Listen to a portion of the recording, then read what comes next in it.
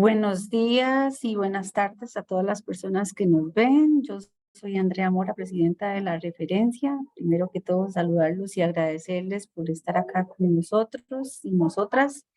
El tema de nosotros que quisimos compartir desde la referencia, porque nos parece súper importante en este momento, eh, es el tema de soluciones para tener identificadores persistentes alternativos. Les vamos a presentar dos soluciones basadas en ARC, desarrolladas en Latinoamérica. Para nosotros es un tema súper importante de la referencia porque muchos de nuestros países tienen problemas con la adquisición de identificadores persistentes, y estas soluciones pueden ser pues opciones pueden ser sostenibles para nuestros países. Con nosotros van a estar el día de hoy 4 expositores, y voy a leer brevemente algunas cualidades de ellos. El primero es Lautaro Matas, que es el secretario ejecutivo y técnico de la referencia, que es la Red Latinoamericana de Repositorios de Ciencia Abierta. Lautaro estudió Ciencias de la Computación en la Facultad de Ciencias Exactas y Naturales de la Universidad de Buenos Aires. También tenemos a nuestro compañero Washington II del IBIC Brasil. Y Washington actualmente es el coordinador técnico de tratamiento, análisis y difusión de información científica en el Instituto Brasileño de Información en Ciencia y Tecnología, IBIC, y es miembro y coordina proyectos, comités en las áreas de Open Science y Data Science. Es líder del grupo brasileño de investigación y laboratorio de ecosistemas de investigación científica. También con nosotros está Diego Ferreira del CAICIT CONICET. Diego es responsable del área de tecnología documental en el CAICET CONICET, responsable técnico del Banco de Vocabularios Jurídicos del Sistema Argentino de Información Jurídica y del Ministerio de Justicia y Derechos Humanos, Argentina, y es cofundador de Molet Guru, desarrollador responsable de Matres, y es profesor adjunto regular de la Facultad de Filosofía y Letras de la Universidad de Buenos Aires. También con nosotros tenemos el placer de compartir con Carlos Autier del CAICET CONICET. Y Carlos es editor profesional en CAICET CONICET, coordinador nacional de Argentina Latindex y responsable del Centro Nacional ISSN, profesor de la UBA y de la Facultad de Filosofía y Letras. Con nosotros y nosotras está también, pues, en primera instancia va a introducir Lautaro, y Lautaro, entonces le cedo el espacio. Muchas gracias, Andrea. Bueno, primero quiero agradecer muchísimo a Cielo, a toda la gente del equipo de Cielo, a Solange y a Bel y todo el equipo por habernos invitado y darnos la oportunidad de poder compartir con ustedes el trabajo que estamos haciendo junto a IBICT, la referencia y también el trabajo de nuestros compañeros de CAICIT. Cuando nos convocaron a hacer este seminario, pensamos cuál podía ser un tema que pudiera ser interesante para el mundo de las revistas y en general para todo el ecosistema de ciencia abierta de la región. Y un tema que para nosotros, como decía Andrea, hoy es central, es el tema de los identificadores persistentes. ¿Por qué? Porque pensando en todos los cambios que necesitamos hacer en términos de la evaluación de la investigación, en todos los sistemas y los sistemas de valor agregado que necesitamos construir sobre toda la información que reunimos, tanto de los repositorios como de los sistemas de revistas, todos los indicadores que necesitamos construir, todo eso tiene como piedra basal, como algo fundamental, el poder identificar, al menos en forma persistente, deseablemente sería única, a los objetos y a los actores de este ecosistema. Entonces, cuando pensamos nosotros en identificadores, pensamos en la posibilidad de poder guardar una referencia a un objeto, o en otros casos a personas también, que son justamente lo que nosotros necesitamos medir y relacionar para construir esos grafos de investigación, para construir indicadores y demás.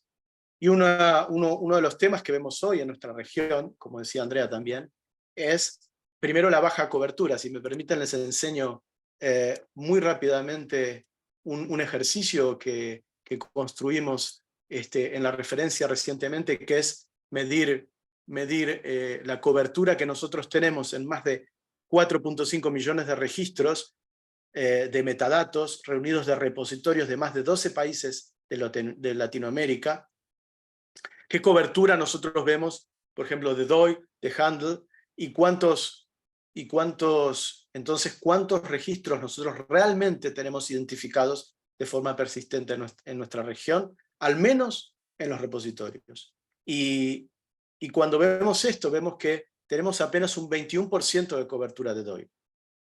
Y esto es preocupante, ¿por qué? Porque en este momento muchos de los monitores o de los sistemas que monitorizan la ciencia abierta se están basando en Crossref, en proveedores, en los datos, en los metadatos que se almacenan en los proveedores de estos, fundamentalmente de DOI.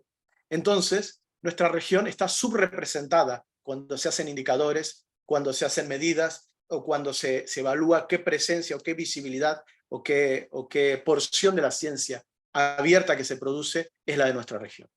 Entonces, para nosotros en la referencia es algo fundamental dar alternativas. ¿Y por qué alternativas? Porque, como saben, asignar un DOI a una publicación, a un objeto digital, tiene un costo. Y tiene un costo para nuestras instituciones, y muchas veces las universidades o los institutos de investigación no tienen los recursos para poder justamente asignar esos identificadores. Entonces, al final, estaríamos creando una barrera donde los que tienen dinero para poder asignar identificadores pueden no solamente participar de los sistemas, sino estar presentes y estar visibilizados en todos estos indicadores que se producen a nivel global o a nivel regional. Entonces, el desafío para nosotros y la razón por la que nosotros estamos trabajando y también estamos enlazándonos con otras personas, con otros equipos de la región que trabajan en estos temas, es justamente intentar dar una solución alternativa, no un reemplazo, una solución alternativa para aquellas instituciones que muchas veces no tienen los recursos para poder tener identificadores persistentes sobre sus colecciones. Y ese es el objeto de la charla de hoy. Nosotros vamos a compartir dos experiencias, una experiencia que ya tiene algunos años de mucho trabajo, y que es la de CAICIT, y que Diego Ferreira y Carlos Autier nos van a presentar, que es una iniciativa argentina en el contexto del Centro Argentino de Información Científica y Tecnológica.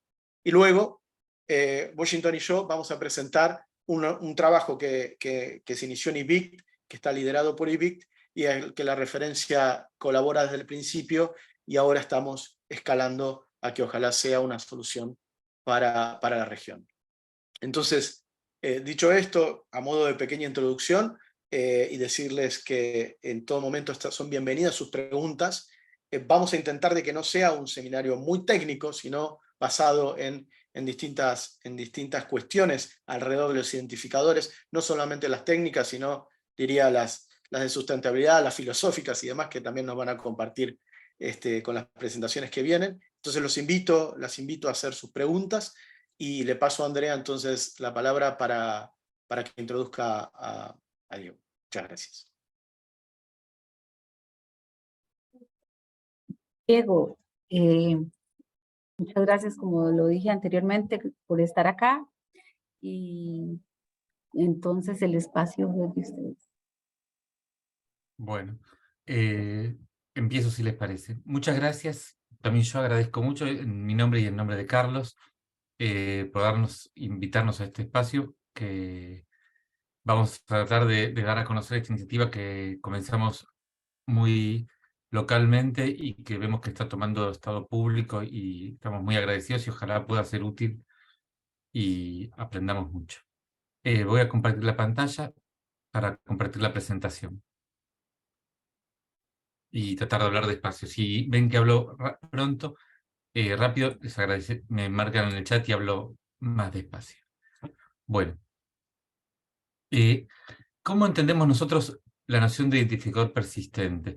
Nosotros entendemos que un identificador persistente es la asociación de cualquier tipo de cadena de texto y un objeto, ¿no es cierto? Es la posibilidad de referenciar de manera unívoca y singular una entidad de cualquier tipo, ¿no? Un objeto puede ser cualquier cosa. Algo que generó la digitalidad es la posibilidad de que un objeto sea algo virtual, algo que tenga solo entidad energética. Eso es una novedad que surgió en el siglo XIX y que desde entonces está trastocando casi todos los campos del pensamiento, porque hasta ese momento se entendía que algo podía ser o un objeto o un sujeto, ¿no es cierto? Ahora vemos que hay un montón de entidades que pueden tener un carácter energético. Entonces, para nosotros, un identificador es básicamente un elemento de metadato muy particular, quizás muy singular, el único que tiene capacidad funcional inherente dentro de la posibilidad de escribirlo. Ahora vamos a ver qué significa esto para nosotros, ¿no? Para nosotros, desde la bibliotecología, los identificadores son algo muy cotidiano en lo que trabajamos siempre, porque es un esfuerzo, la bibliotecología como disciplina comparte este esfuerzo casi desde su fundación.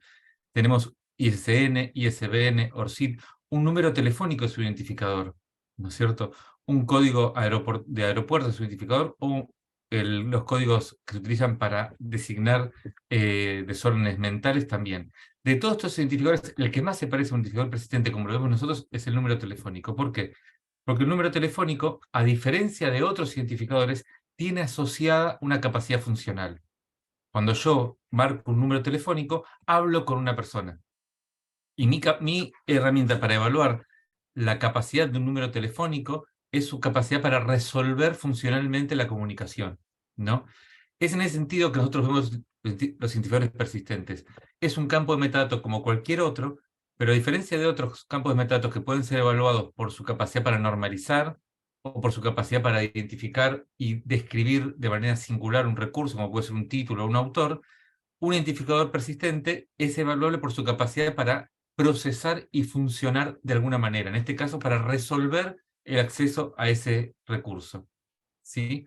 Eso sí es algo nuevo que surge recién no solo con la digitalidad, sino por sobre todo con la digitalidad en entornos en red, ¿no? La digitalidad como fenómeno, como vimos recién, existe desde el siglo XIX.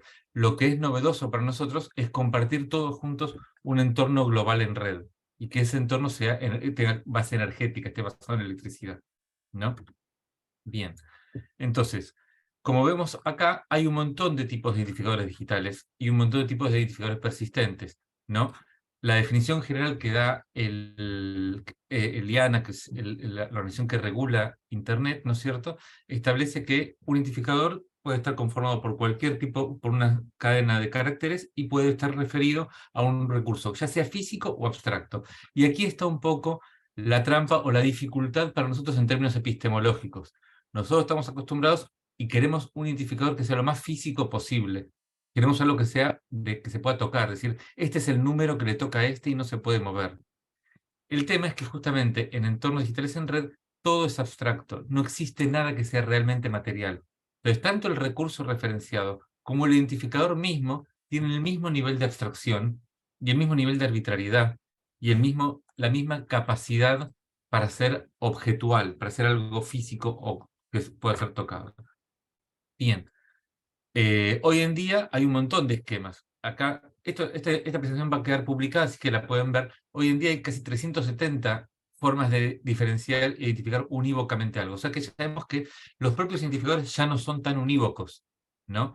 Y lo que veíamos acá es que en el 2022, que es cuando hicimos la primera vez esta presentación, había 350 y ahora ya hay 370. O sea que podríamos decir que crecen a razón de 20 por año como mínimo, ¿no? Bien. ¿Cuáles son las condiciones de fragilidad de este entorno digital para describir y referenciar cosas? Justamente que nosotros nos manejamos con máquinas que son recursos materiales y por lo tanto finitos, para describir recursos digitales que son potencialmente infinitos. Cada vez que yo visito un video o un recurso, ese recurso se modifica un poquito y se versiona, ¿no es cierto? Y la posibilidad de que haya una cantidad finita y única de objetos digitales es inviable.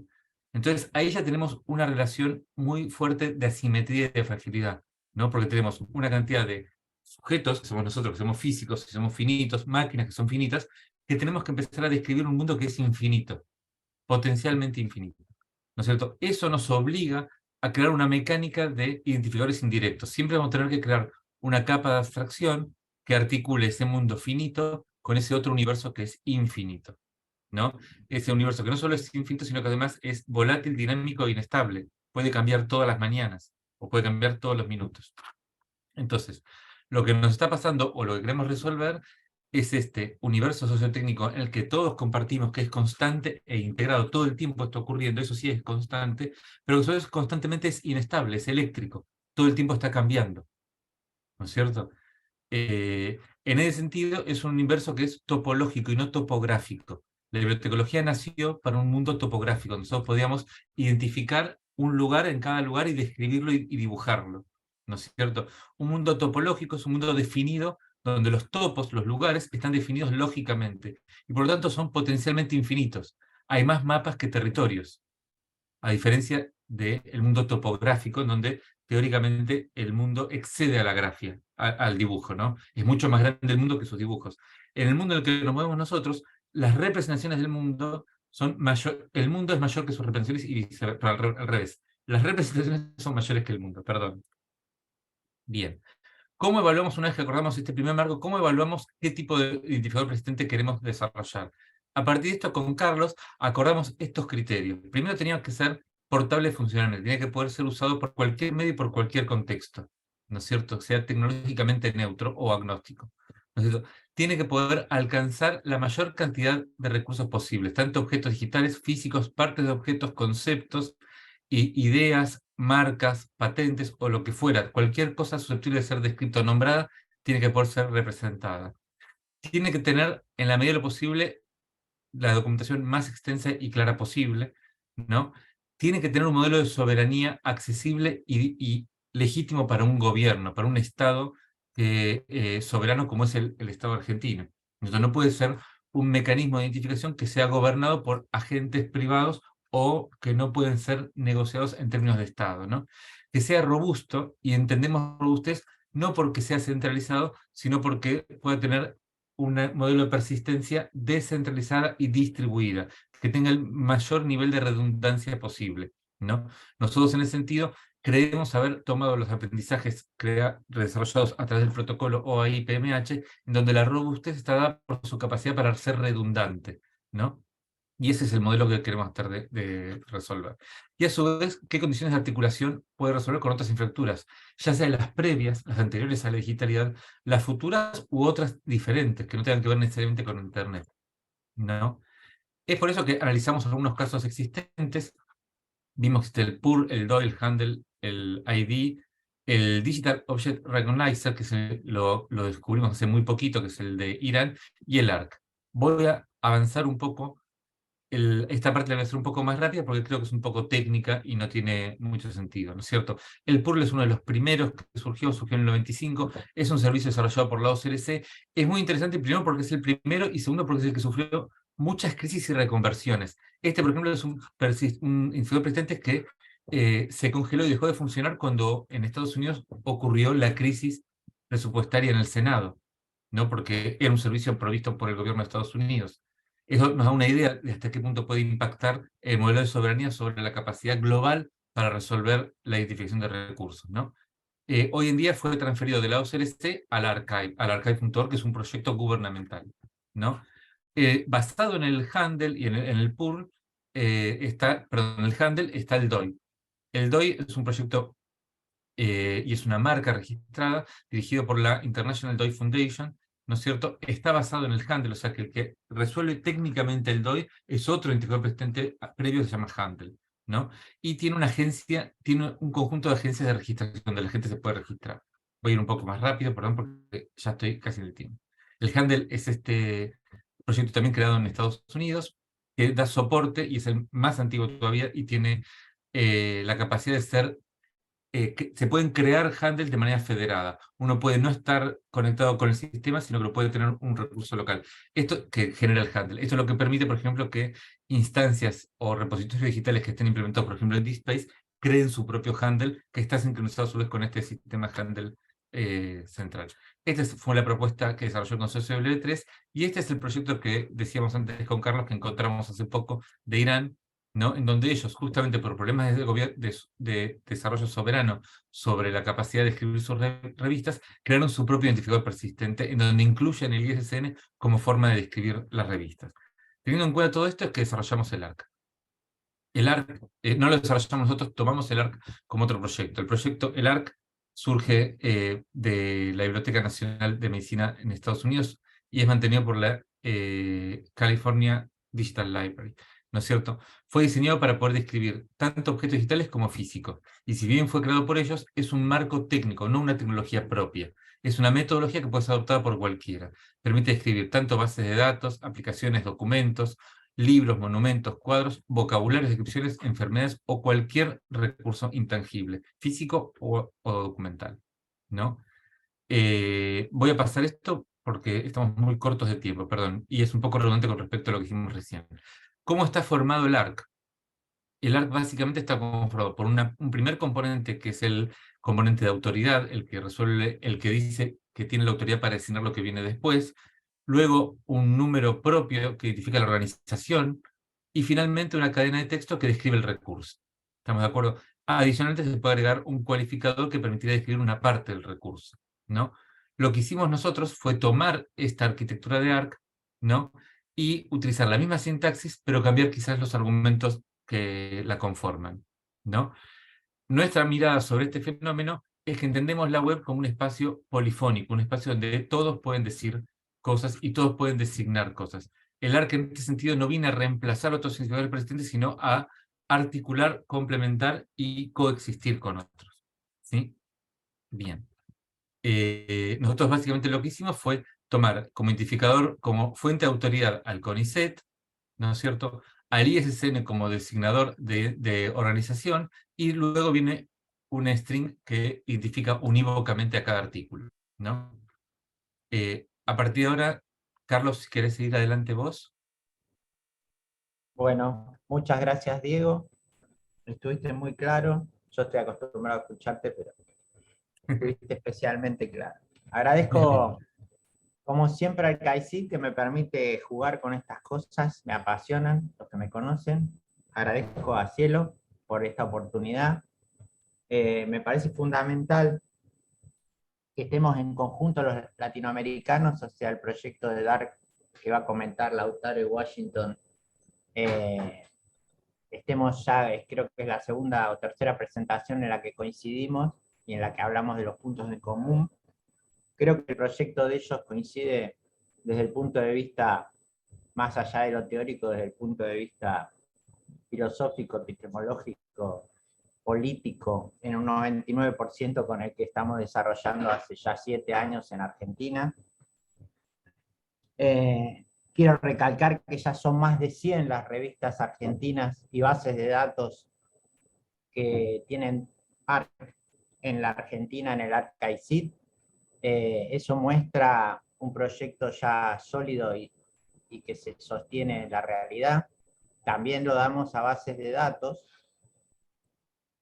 Y quiero terminar solamente con un comentario que es un poco político, pero la política atraviesa esto.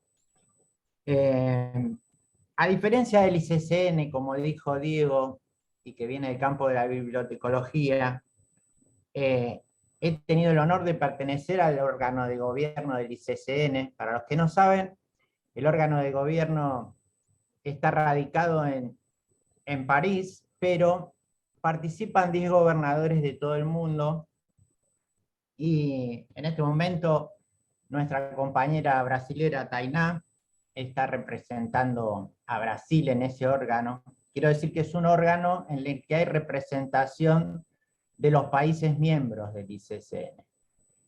Y participando de las reuniones del órgano de directores del ICCN, por ejemplo, hubo la discusión si le dábamos ICCN a las revistas que pensábamos que eran depredadoras.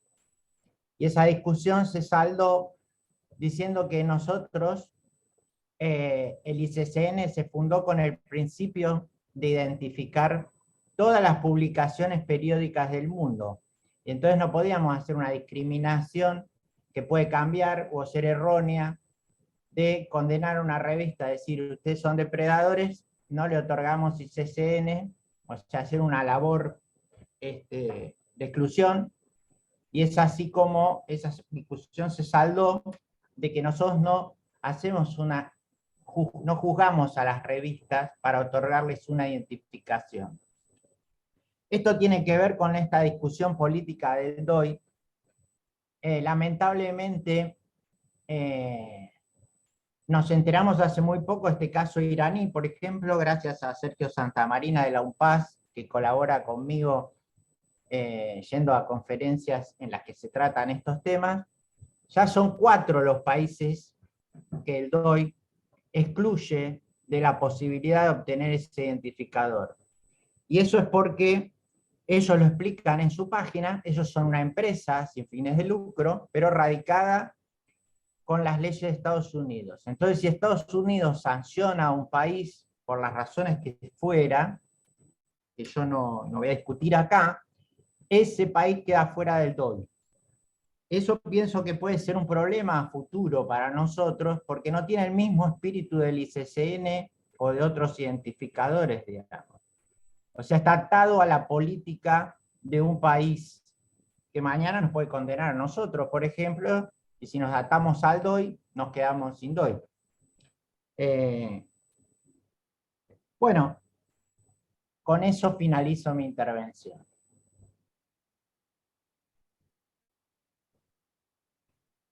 Carlos, hola. Sí, Es que vos ibas a mostrar ahora cómo funciona el ARC. sí. Esto es muy cortito. El Sigo ARCA, adelante. Claro, yo te voy pasando las filminas. dale. Estamos en ArcICIP. Este es el sistema que tenemos nosotros, que como yo dije, tiene 7 años. Ahí está un ejemplo del stream, como dice Diego. Pasa al siguiente.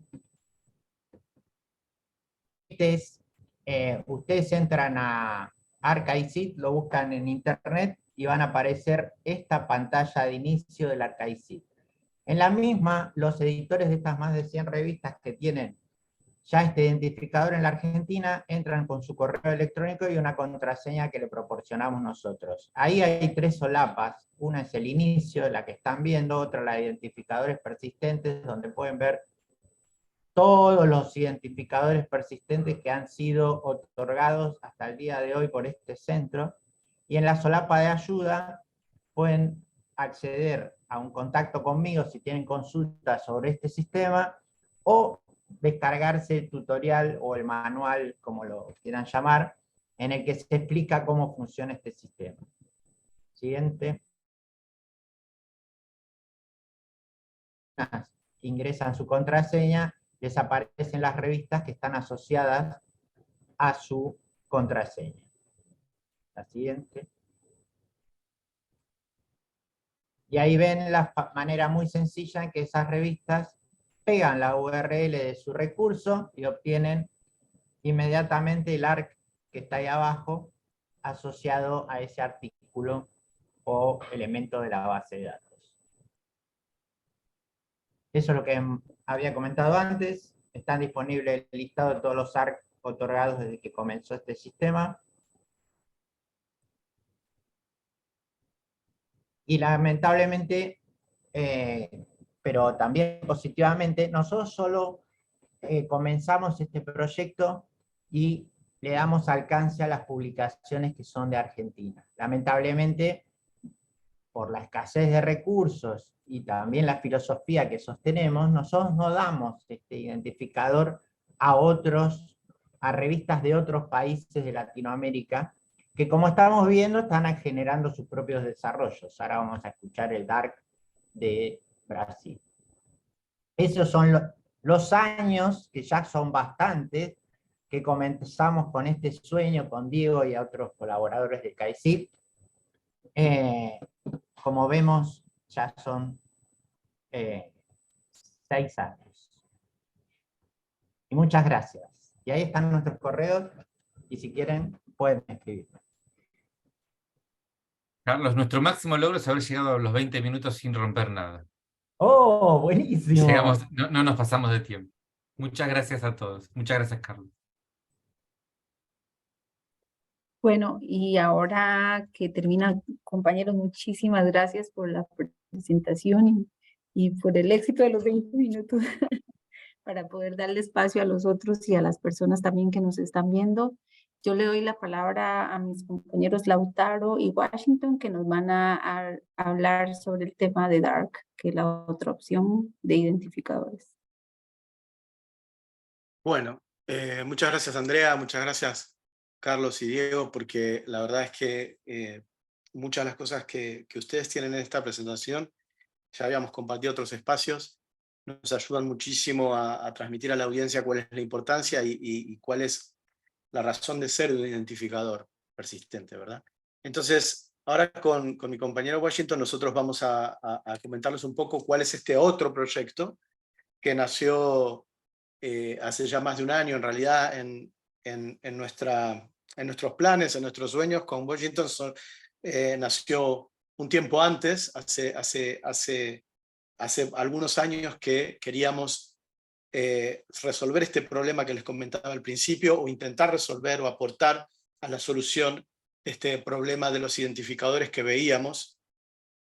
Dark es una implementación de ARC. Como muy bien explicó Diego, ARC no es una solución cerrada en el sentido de que, como lo es DOI, que uno tiene que responder a determinada resolvedor universal, aunque sí lo tiene, y a determinada agencia. ARC es gratuito y cualquiera puede implementar esta metodología. En nuestro caso, nosotros, esto se llama Dark porque la D es de descentralizado.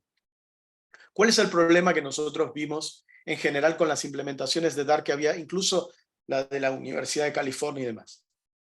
El problema es que lo bueno que tiene Dark es que al final son las instituciones quienes implementan la resolución y el servicio en sí mismo.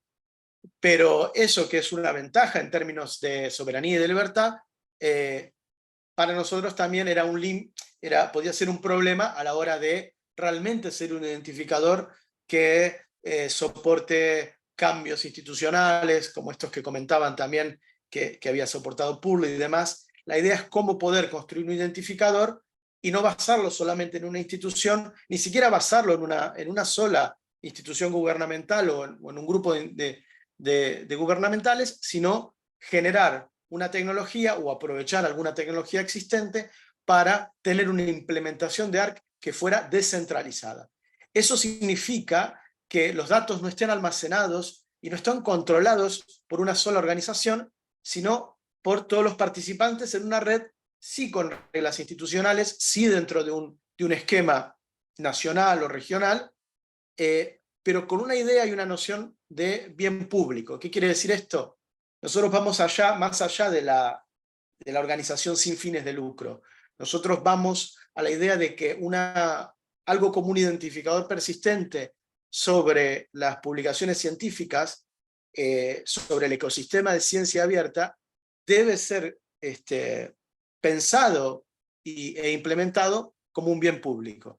Ese es el espíritu que tuvo las referencias de su creación y cómo nosotros intentamos hemos logrado construir esta infraestructura que es hoy la referencia y esta iniciativa que es hoy la referencia. Entonces, preservando ese espíritu es que nosotros queremos usar tecnología y herramientas tecnológicas para construir una infraestructura de identificadores que no sea soportada o no dependa de una sola institución, sino de un conjunto de instituciones. Entonces, si una o varias de las instituciones cambian, pierden sus recursos o no tienen recursos para soportar este identificador, de todas maneras la red permanecería respondiendo y dando ese servicio, con lo cual entendemos que con suerte se puede pensar que esto va a ser realmente más persistente en el tiempo que otras soluciones, incluso como DOI, que se basan en agencias concretas. Entonces, esto, como le decíamos antes, fue creado este proyecto, fue formulado por el Instituto Brasilero de Información Científica en Ciencia y Tecnología, que ahora Washington les va a hablar un poco más de eso, y fue apoyado desde el principio por la referencia, y fue parte de lo que nosotros hicimos de la referencia aplicando a los fondos SCOS, que es una iniciativa que evalúa a iniciativas de ciencia abierta y nos ofrece la posibilidad de recaudar fondos en instituciones de todo el mundo para estos proyectos. En este caso, el de los identificadores persistentes, y como les decía, la idea es que esta sea el comienzo de, a largo plazo, generar una alternativa sostenible, complementaria, no un reemplazo nuevamente. Nosotros no estamos, para ser bien claro, no consideramos este proyecto un reemplazo de DOI, no estamos en el proyecto en particular en contra de DOI, todo lo contrario, en el sentido de nosotros queremos interoperar con los proveedores de DOI, porque creemos que uno de los desafíos de todo este proyecto es poder también en una segunda etapa reunir la metadata y que esa metadata que nosotros tenemos en la referencia pueda ser interoperable con los sistemas como Crossref y los otros proveedores, que son a los lugares a donde la comunidad internacional va en busca de metadatos para hacer indicadores y para saber la situación de la ciencia abierta en la región. Entonces, nuestra vocación aquí es construir una forma de que las instituciones puedan soportar, puedan contribuir a la sustentabilidad de esta red, porque nada es gratis, estos recursos implican, estas infraestructuras implican recursos, implican servidores, implican gente, y entonces la idea es que este modelo sirva para que las instituciones, aportando o servidores, o hosting o demás, puedan contribuir a la sustentabilidad de la red como un todo. Entonces, nuevamente, ¿por qué estamos desarrollando esto? Un poco lo que les comentaba al principio, la necesidad no solamente de identificadores persistentes, sino también el paso que sigue a tener identificadores persistentes es poder deduplicar todos los identificadores que tenemos, incluido el DOI, que no resuelve este problema, y poder entonces intentar ofrecer puntos de entrada únicos para las obras que están al final representadas en esos objetos digitales en nuestros repositorios. La falta de cobertura, que ya la mostré al principio con este ejercicio que estamos haciendo la referencia, y que va a estar publicado en un artículo en el transcurso de este año, porque recibí alguna consulta sobre eso. Y esto, la mayoría de los sistemas de identificadores persistentes se basan en modelos centralizados, y para nosotros parte también de la soberanía o de poder tener sostenibilidad a largo plazo es que no dependa de una o de pocas agencias, que no dependa de entidades, aunque sean sin fines de lucro, sino que dependan de la comunidad y de los que aportan de alguna manera a esa comunidad para sostener. Sobre qué es ARC no voy a profundizar, porque yo creo que Diego dio una muy buena intervención. Nosotros cuando decidimos hacer este identificador descentralizado, al principio no era ARC el modelo, y estudiando ARC llegamos a la conclusión de que era muy buena alternativa. ARC tiene algunas cosas que no, algunas características, como esta de los calificadores y demás, que permiten una riqueza de representación, no solamente del objeto digital, sino de partes, o inclusive hasta desarrollar servicios sobre los identificadores persistentes, y eso es algo que nos interesa mucho explotar en un futuro, ¿no? Las características de la arquitectura del identificador ARC son algo que pretendemos explotar en etapas subsiguientes del proyecto. Y para que tengan una idea de la magnitud, acá estamos hablando de 8.2 millones, de 8.200 millones de identificadores que ya están asignados y que son parte del ecosistema de ARC. Entonces, no es un identificador nuevo, tiene más de 20 años, y está muy vivo y con muchas instancias realmente. Entonces, para puntualizar, antes de pasar a Washington, un segundo sobre por qué descentralizado, esta idea de la autonomía, de la soberanía, de la flexibilidad y la reducción de costos en la gestión descentralizada los identificadores creemos que es un punto muy importante. La reducción y la seguridad a largo plazo, la sostenibilidad de los proyectos, reduciendo, no teniendo un único punto de falla, no solamente a nivel técnico, sino también a nivel gobernanza, a nivel político, el hecho de tener una red donde distintas instituciones participen y cada institución tenga una copia total de lo que hay, es una forma de reducir la falla y de proveer algo que a largo plazo prevalezca, ¿no? Entonces, la idea de la forma en la que lo estamos haciendo, queremos hacerlo de forma de promover la innovación en el sentido que este proyecto no es un servicio que nosotros vayamos a desarrollar y vayamos a ofrecer a toda la región desde la referencia ni desde IBIC, sino que es una implementación, es un conjunto de herramientas que IBIC desplegará en el contexto de Brasil, pero que serán de código y están pensadas para ser de código abierto, de manera tal que los distintos países puedan adaptarlo o puedan implementarlo y ser parte de una red más grande, de una red de redes, pero el software estará ahí para que la comunidad lo pueda utilizar también. Es algo que lo pensamos desde el vamos con ese espíritu, y la idea de poder escalar esta experiencia que va a comenzar, que comenzó en Brasil primero con un artículo que publicamos el año pasado en Zenodo, luego una serie de conferencias que dimos, una prueba de concepto funcional, y en este momento con este desarrollo que ahora les va a comentar Washington y su roadmap. Entonces, sin más, les paso a mi compañero Washington para que explique por qué decidimos basar esto en blockchain. Olá, bom dia, boa tarde a todos.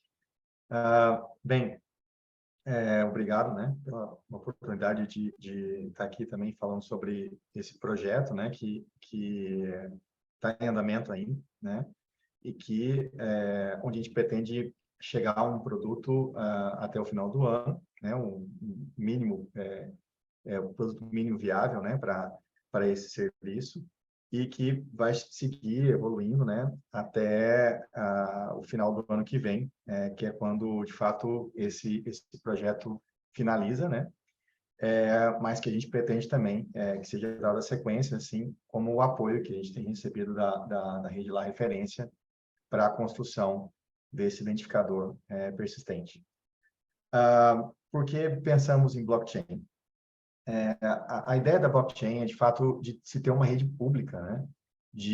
Onde todos têm acesso à informação de modo equitativo, né? Não existe um espaço privilegiado, né? Onde, como o Lautaro já se referiu, que tem toda a salvaguarda dos dados. Então, todo mundo pode acessar os dados de qualquer ponto dessa rede, né? Isso facilita muito a integridade da rede, porque uma vez que você faz uma modificação, essa modificação tem que ser propagada em todos os nós da rede, e isso gera uma segurança sobre os dados que estão ali armazenados, né? Então, a blockchain, além de ser bastante tolerante a falhas, né, do ponto de vista, se um nó desaparece dessa rede, outro nó pode responder igualmente, também segura do ponto de vista de que é muito difícil você conseguir propagar um dado malicioso por todos os nós da rede, né? A gente fez uma prospecção sobre diversos tipos, ferramentas, né, dentro da blockchain, e a gente acabou adotando a Hyperledger Besu, né, que é uma dos tipos de blockchain possíveis para serem utilizados nesse contexto. Um outro processo também importante, que sempre é questionado, é a questão de uso de recursos computacionais, né? Então, pelo fato do dado ser replicado por toda a rede, isso exige armazenamento, né? Espaço de armazenamento por toda a rede, né? Existem também outras questões relacionadas ao modo como você autoriza a inserção de dados nessa rede, né? existem vários possíveis caminhos a serem seguidos, né? Mas a gente está sempre adotando os caminhos que utilizam menos recursos de processamento, né? Para que a gente não incorra em desperdício de recursos, né? Para a manutenção dessa rede, né? Então, existem várias, assim, não vou entrar muito nos termos técnicos, né? Mas existem vários tipos que a gente chama de provas de autoridade, provas de capacidade para inserção de uma informação na rede, e a gente está adotando aqui a menor custo computacional, né? Outra questão também, o armazenamento, né? Espaço em disco. Hoje, espaço em disco não é um problema como era no passado, né? Então, mesmo assim, quando você tem grande volume de informação armazenado na blockchain, isso pode ser um problema no longo prazo, né? E também pode aumentar os tempos de inserção de informações na blockchain, porque se você vai inserir 10 kbytes, né, em termos de informação, ou vai inserir 1 terabyte, a diferença e o tempo para a inserção dessa informação é muito grande, né? Então, o que a gente pensou é o seguinte: a blockchain ela vai servir mais como a informação que tem que persistir, né?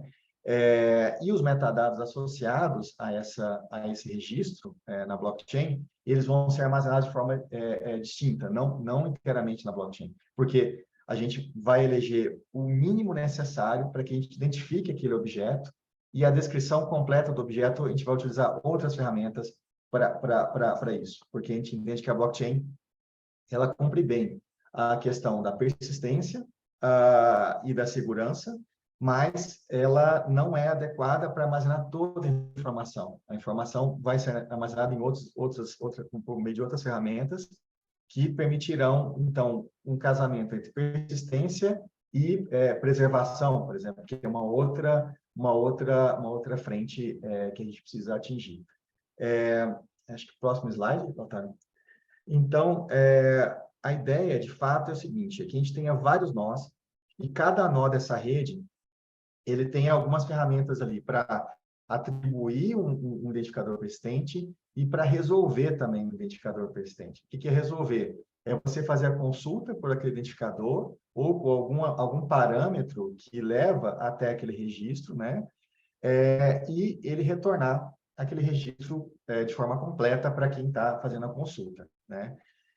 A gente vai fazer isso de forma que a blockchain trabalhe como esse modelo de persistência, né? Mas cada nó vai ter uma base ali local para acelerar a atribuição de identificadores e para também armazenar esses metadados que eu disse, a descrição completa do registro, né? Além disso, o que podem ser essas redes blockchain?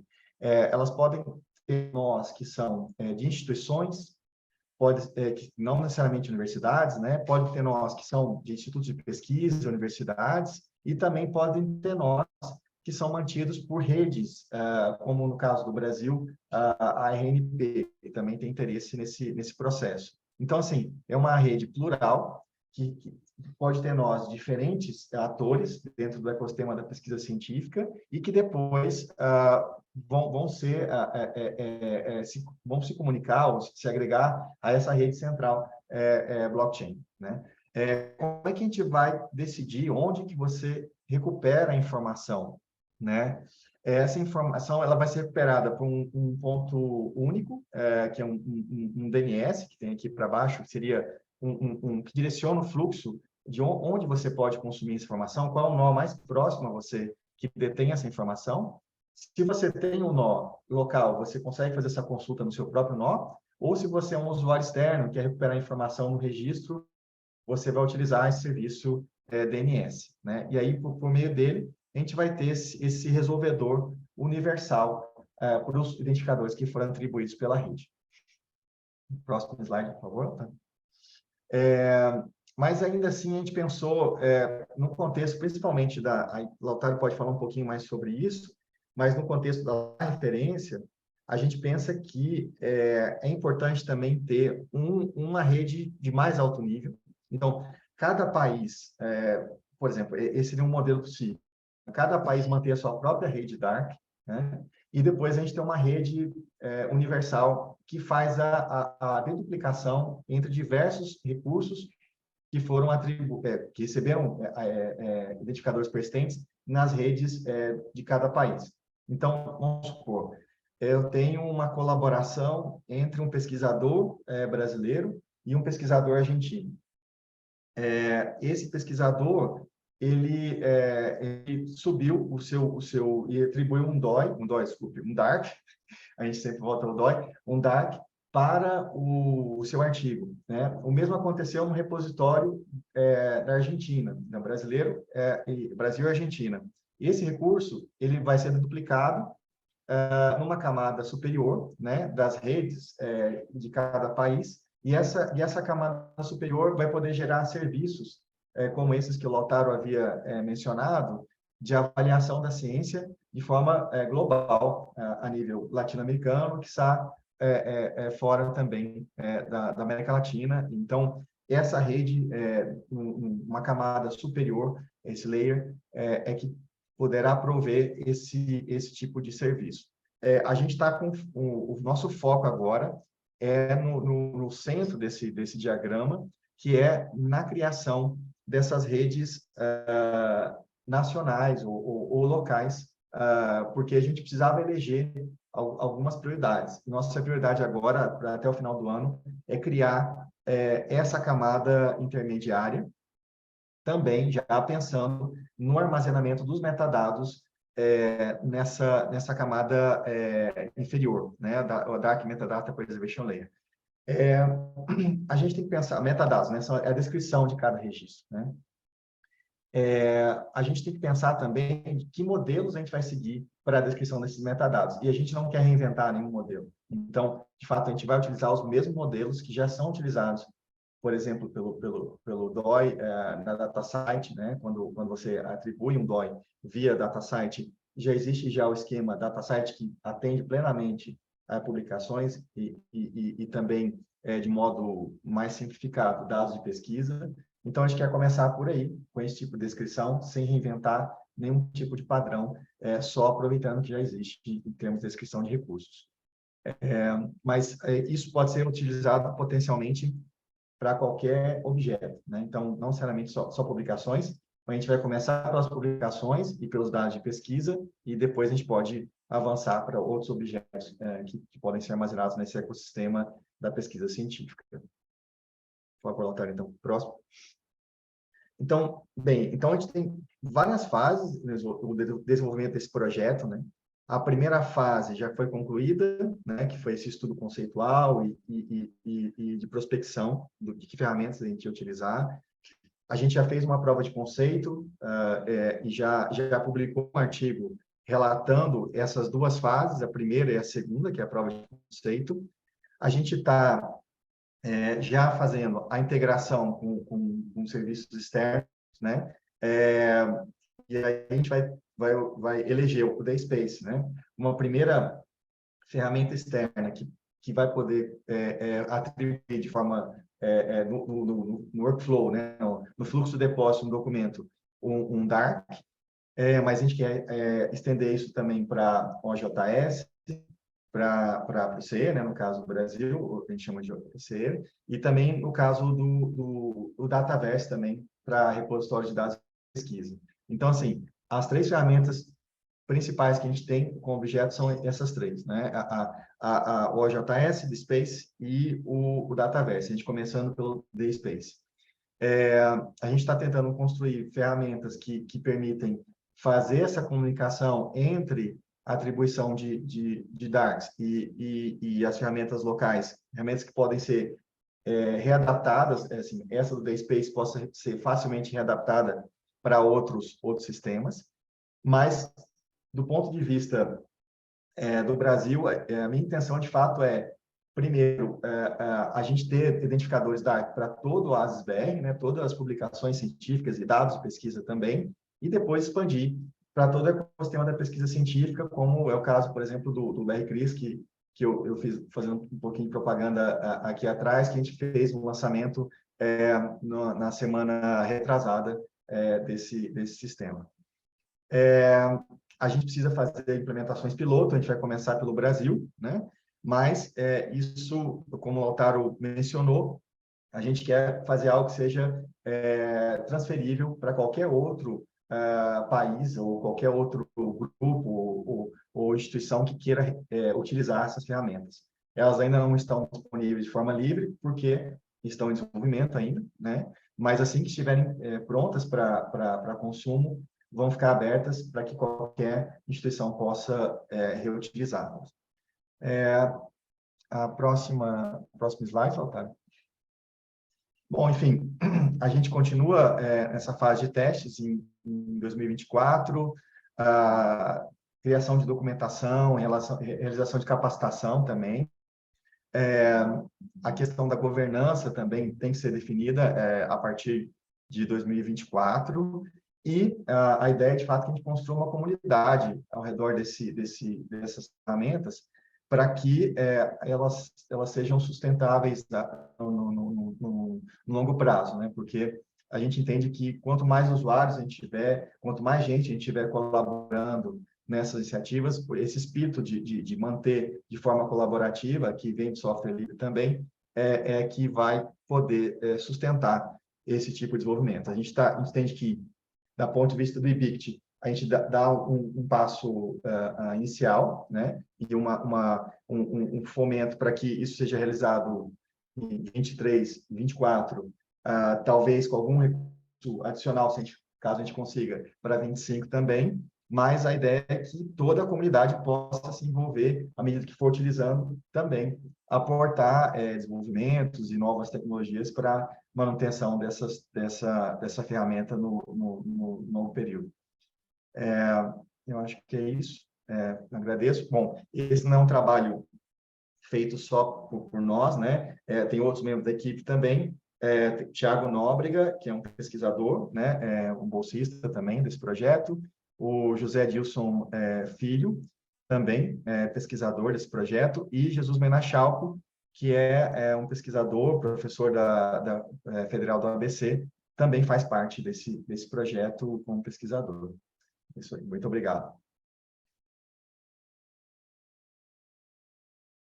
Gracias, Washington. Yo solo quiero agregar dos cosas para ser claros, porque este es un proyecto que se inició en Brasil gracias al apoyo económico y de equipo. Estas personas este equipo que IBICT financia es importante para todo este camino que hemos recorrido. Este es un proyecto que tiene muchísimos desafíos técnicos. El hecho de adaptar estas tecnologías y demás a este problema en particular es un desafío técnico. Hay muchísimos desafíos técnicos que estamos resolviendo, y entonces este empuje inicial que dio IBICT al proyecto, gracias al proyecto que financiaron, determinó que DART pudieran hacer. Ahora bien, nosotros ya, como les contaba antes, con el proceso de SCOS, ya tenemos fondos para poder aportar desde la referencia al desarrollo de esta tecnología, que por supuesto va a tener su nacimiento en este piloto en Brasil, pero la idea es que se expanda rápidamente a todos los países, que incluso ojalá pueda servir también para aportar al proyecto de Arcaicid y demás, para poder expandirlo. Entonces, esto era lo que les quería aclarar y contar, de que por supuesto que hoy es un proyecto que nació en IBICT, pero es un proyecto ya que cuenta con financiamiento ahora de la referencia también, y que vamos a expandir más allá del fin del proyecto financiado por IBICT. Entonces, gracias a todos y a todas por escuchar, y estamos aquí disponibles los 4 para las preguntas. Entonces.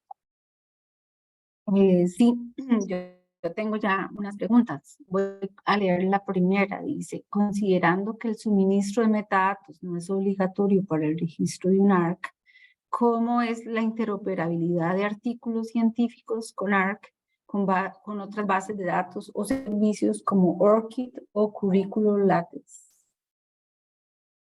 no sé quién quiere responder, pero si quieren empiezo yo y nos vamos pasando el turno.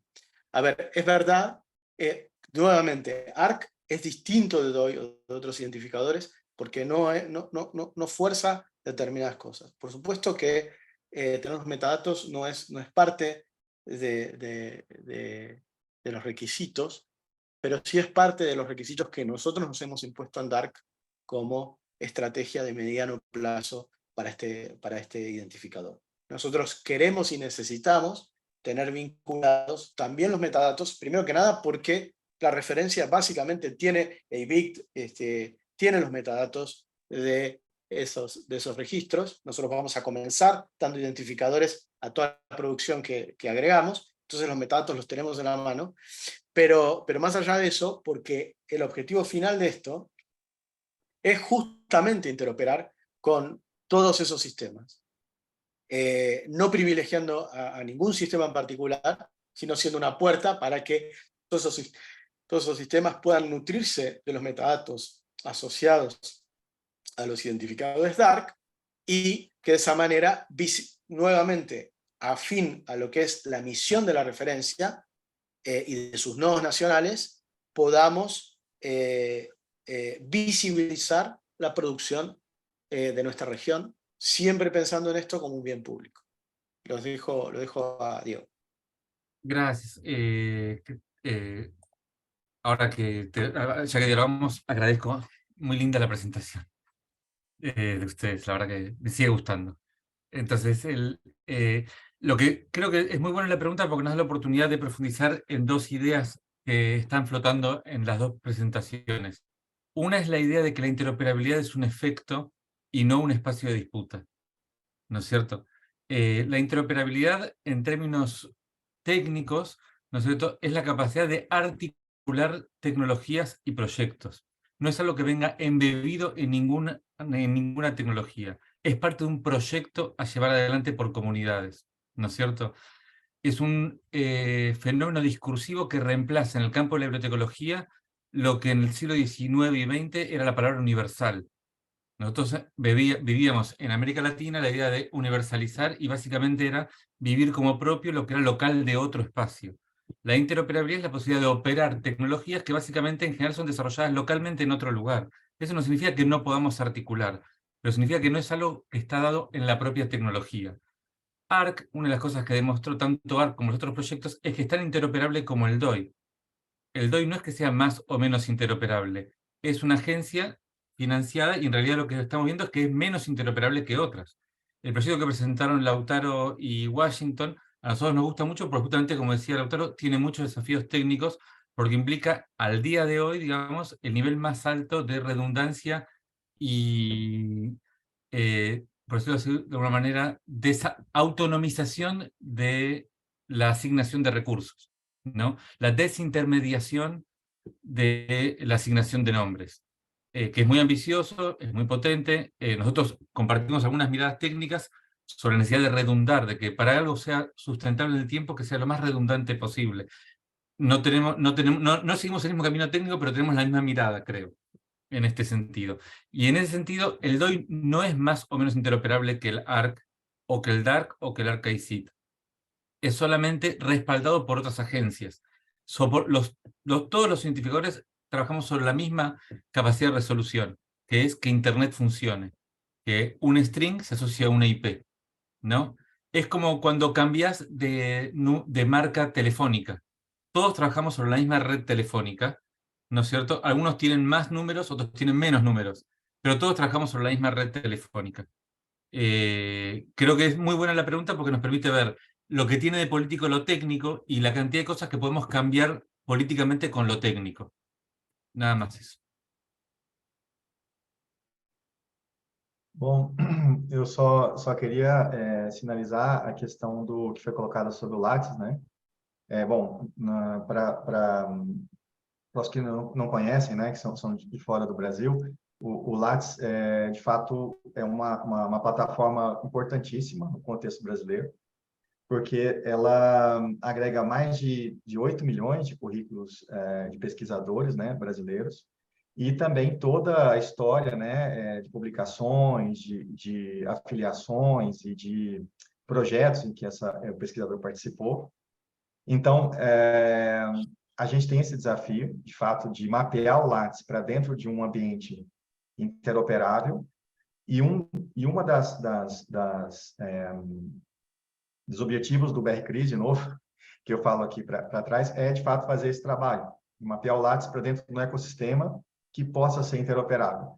E por isso eu digo que era muito importante que a gente, em algum momento, a gente deve fazer isso, em algum momento, não sei ainda precisar quando, a gente consiga identificar todos os recursos do ecossistema da pesquisa científica, não só as publicações e os dados de pesquisa, dentro de sistemas do tipo CRIS, que é como o BR-CRIS se situa, né? Então, eu acho que isso é um caminho natural que vai ocorrer, e a gente já, no Brasil, já está pensando fortemente nisso, por isso a gente já tem trabalhado e a gente lançou esse tema na semana retrasada. Mas, enfim, isso vai acabar acontecendo, né? A gente está trabalhando para isso. Bueno, acá tengo otra pregunta y dice, considerando que en algunas regiones del sur global la cobertura de hoy es baja por los costos que estos servicios representan para algunas instituciones, ¿saben una idea de cuánto está costando cada ARC para CAICIT o AVIC o la referencia? ¿Quieres empezar vos, Diego, esta? Y yo después. Sí, por parte del ARC es gratuita y libre para todos los argentinos nacidos y por opción, ¿no es cierto? Para todos los que hayan nacido en el suelo argentino o que hayan migrado a la Argentina, lo único que hace falta es tener un DNI emitido en la Argentina. El que se encarga y que dinamiza toda la gestión y el verdadero director del área es Carlos, que no sé si quiere explicar cómo se logra un ARC. ¿Sí? Sí, creo que ya lo dije en la presentación. Me escriben un correo, los editores o los que gestionen o administren una base de datos en la Argentina, y yo gestiono la contraseña luego con Diego, que sí, todavía esa parte no nos independizamos, pero el proyecto es que esa parte también la haga yo para que Diego profundice los otros desarrollos técnicos, y luego son independientes los editores o los gestores de la base de datos de nosotros, y se gestionan sus ARC con independencia de nosotros. Muy bien. Respecto de Dark, el costo, no, justamente una de las cosas que nosotros poco cuestionamos o no entendemos del todo es cómo siempre cargar dinero sobre un identificador. Es decir, cuánto cuesta un identificador, porque eso depende de muchas cosas. Por ejemplo, nosotros cuando presentamos Dark, esto y ARC en general, en Open Repositories en Sudáfrica, estábamos con colegas sudafricanos y tuvo muchísimo impacto ahí, porque alguien decía, para nosotros el costo de un DOI, que puede ser $1 en algunos casos o demás, $1 es una comida en África. Entonces, ¿cómo cobrar el equivalente a una comida por algo que es un identificador? Entonces, nosotros el espíritu de aquí, de nuevo, no es un espíritu de un mercado, ni la concepción de que esto tendría un costo para cada identificador, sino que la idea es construir un bien público, y ese bien público, de acuerdo al ámbito nacional en donde este se despliegue. Por ejemplo, en Brasil tenemos a RNP como jugador, a IPIC, a instituciones grandes, y la idea, creo, es que haya universidades grandes y demás, proveyendo, ¿qué cosa? Servidores. Es mucho más fácil para algunas instituciones comprometerse con tener recursos de infraestructura, servidores o demás, que una cuota anual, una membresía, y pagar por cada identificador. Entonces, nosotros, nuestra forma, por supuesto alguien tiene que pagar por esto. ¿Y cómo es el alguien tiene que pagar? Ok, el modelo es las instituciones participantes, que son las universidades, instituciones de investigación y demás, juntas o separadas o en forma individual, proveen servicios para correr nodos de Dark. Entonces, la red se despliega de esa manera, y de acuerdo al ámbito nacional, a la institucionalidad de cada país, eso se configurará de forma distinta. En el caso que estamos viendo aquí en Brasil, RNPesta, que es la red de investigación y educación en Brasil, IBICT y otras grandes instituciones están comprometidas por eso. Entonces, finalmente, para los repositorios, no tendría un costo tener un identificador en forma individual, ¿no? Sino que el costo es repartido en la red. No sé si quedó más o menos claro. Só reforçando, esse modelo de governança, né, a gente não construiu ele ainda, né? Mas o que a gente pensa é isso, começar com algumas instituições interessadas, como o IBICT e a ANP, no caso do Brasil, e aí, quiçá, também outras em outros países, para manter essa rede, né? Que de fato sempre há um custo, né? Que é o custo de manutenção da rede. E esse custo depois pode ser compartilhado no sentido de servidores ou de alocar serviços em nuvem, algo assim, para que a rede se mantenha, né? Esse é o custo que a gente precisa, porque em alguns lugares serviços tem que rodar, né? E para que eles não sejam rodados de forma centralizada, como tem ocorrido, e que depois esse custo seja repartido por meio de membresias, a gente vai precisar que as instituições interessadas aportem recursos computacionais para que essa rede se mantenha. Bueno, tengo otra pregunta, no sé si... Diego, Diego tiene... Sí, Diego. Sí, quería agregar una sola cosa. Una cosa que aprendimos aquí en Argentina, por el camino malo quizás, fue cuando atravesamos la crisis del 2001. A mí ya me tocó, yo trabajaba en la gestión pública, y lo que nos pasó es que toda la gestión pública, al perder el acceso a cualquier fenómeno dolarizado, no pudimos acceder ni a la renovación de las licencias de las bases de datos de las que dependían servicios críticos de la gestión, ¿no es cierto? Y lo otro que aprendimos también un poco por el camino difícil fue el tema de la adscripción a la tecnología ISIS como tecnología para el tercer mundo, ¿no es cierto? Eso en Argentina se convirtió en la medida del modelo de resolución, si era ISIS o no ISIS. Eso generó una pauperización de las miradas técnicas y los modelos de solución y nos dificultó mucho ver otros modelos de tecnología, ¿no? ¿Por qué hago este comentario?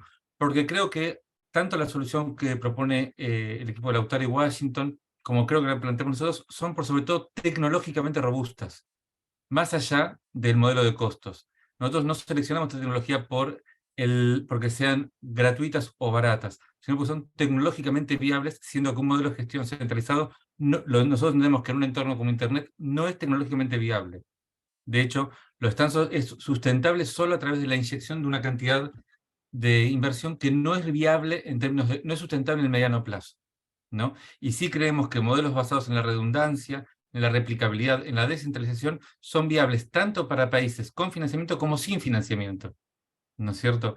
Nosotros no creemos que en este tipo de modelos de tecnología tengamos que tomar decisiones sociotécnicas basadas en la pobreza o en la riqueza, porque eso nos empobrece más, sino en la viabilidad y en su capacidad tecnológica. Y en ese sentido, vuelvo a decir, agradezco esta convocatoria porque comparto, aunque vuelvo a decir, no elegimos el mismo camino, pero sí comparto el modelo de soberanía y sustentabilidad que están proponiendo tanto Lautaro como el de Washington, y lo defiendo no porque sea barato, sino porque creo que es el correcto, perdón, lo digo yo desde mi lugar, que no participo del proyecto de ustedes, ¿no? Sino porque creo que es el que es tecnológicamente viable, ¿no? Como ocurre en un montón de otros modelos de soluciones, la arquitectura que están ellos seleccionando basada en la descentralización está prosperando en un montón de otros campos, no solo en los servidores persistentes, ¿no es cierto? Y la que adoptamos nosotros está basada al menos en el modelo OAI-PMH, que está desde ya demostrado que pudo sustentarse desde el 98 hasta ahora sin inversión central, ¿no es cierto? Solamente con modelos de cooperación que no dependían de inversión centralizada. Bueno, solo esto, perdón, ¿no? No digo nada. No, Diego, muy oportuna sus palabras, ¿verdad? No sé si alguno quiere, si no, voy a leer la tercera pregunta que dice, ¿sería LARC una solución para los países que no pueden usar el DOI por algún motivo? Por ejemplo, Cuba no puede por el embargo estadounidense donde se encuentra CROREF. Creo que sí lo han dicho, pero está bueno volver a reiterarlo, creo que es importante. Sí, ahora les paso a Carlos y a Diego, porque bueno, con Carlos tuvimos una conversación sobre esto el otro día, muy interesante, y sería bueno que cuenten también el problema de Irán, que ya lo refirieron, pero es parte de este mismo modelo. El tema es que también tenemos que pensar que esto no es una solución mágica, es decir, ninguna es una solución mágica. Nosotros estamos eligiendo, ARC no es la solución a todos nuestros problemas, es decir, como les decía antes, nosotros podemos generar esta tecnología, pero por ejemplo en Cuba o en cualquier lado, alguien tiene que poner servidores, infraestructura para poder correr eso, ya sea dentro de Cuba o fuera de Cuba. Es decir, para no generar expectativas de que esto es algo que mágico y que resuelve todos los problemas del mundo, digamos. Sí creemos que este modelo, como dice él, como decía Diego recién, políticamente, digamos, ideológicamente, tiene que ver con ser agnóstico y no estar centralizado o no depender de si estás bien con Estados Unidos o mal con Estados Unidos, o bien con X o mal con X, no importa de qué, digamos, porque estamos en la ciencia abierta en general, es transversal a todas esas cuestiones. Entonces nosotros no podemos pensar que ninguna infraestructura o servicio dependa de la alineación internacional, independientemente de lo que cada uno opine de eso, ¿verdad? Entonces, pero para ser honesto, bien honesto, o sea, esto resuelve el problema si hay alguien que pone los recursos digamos, en términos prácticos, hostear instancias de Dark para o toda Latinoamérica, sin distinción de demás, o en el ámbito nacional. A mí me gusta la idea del ámbito nacional, y creo que es algo que compartimos también con Carlos y con Diego, que mantenerlo dentro del ámbito nacional y hacer una red de redes después es una solución más robusta también y políticamente más correcta, y para nosotros replica el modelo que seguimos en la referencia, que es una red federada, donde la soberanía y las decisiones de cada país las toma cada país, y luego nosotros articulamos todo eso en una red donde están representados todos esos países y se discute de igual a igual, sin ninguna distinción. Entonces, digamos, para nosotros tiene sentido políticamente eso por el espíritu mismo de la referencia. Pero quería hacer esa aclaración. No es que Dark Ark o Arcaisid mañana le va a resolver el problema a todo el mundo sin que nadie tenga que mojarse, ¿no? Ahora les dejo a ellos.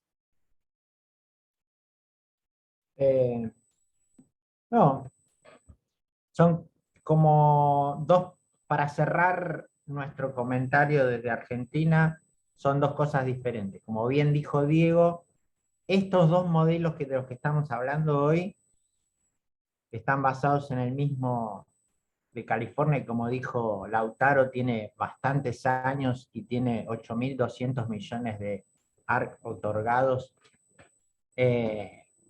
Es sólido y robusto desde el punto de vista tecnológico, con la debilidad que dijo Diego. Todas estas cosas son eléctricas.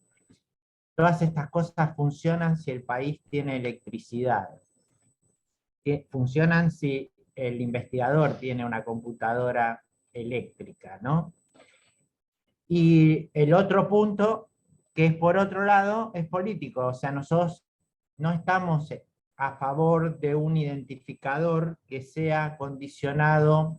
O sea, nosotros no vamos creo que Lautaro está en el espíritu de la referencia, a no darle a un país, en el caso de que podamos, porque nosotros decidimos no darle a ese país. Consideramos que todos los países latinoamericanos, incluso todos los países del mundo, merecen tener un identificador para su ciencia, porque, como hablábamos el otro día con Lautaro y solemos hablar mucho con Diego, este es un tema central. Parece que no, pero los identificadores van a marcar la ciencia de los próximos 30, 40 años, porque con los identificadores podemos relevar la ciencia de nuestros países.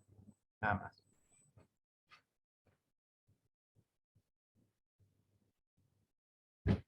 Voy a,